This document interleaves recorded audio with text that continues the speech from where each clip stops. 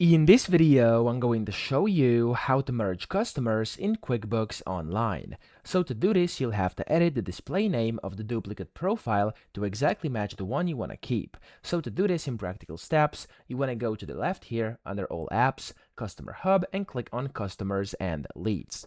Now, whenever you do this here, you'll see that, of course, you can see the list of your customers. So what you want to do is find the customers you want to merge. So for example, I want to merge Instant How To into Cool Cars, okay? So what you want to do is just know the display name of the specific customer you want to merge into, and of course you want to go to the, of course, customer you want to merge. So this one is going to get removed and merged into the other one. So you want to click on that specific customer, and then what you want to do is go to Edit Top Right, and from here it's going to, of course, allow you to edit this display name. You simply have to change it to whatever it was over there. So to the exact name of the other one, it was Cool Cars. So you want to click on Save, and then it's going to say that it already exists, and it's going to ask you if you would like to merge. Simply click on Yes, and there we go. Just like this, you've successfully merged your customers. So I hope this video helped you out. If it did, please subscribe to the channel and help me out as well.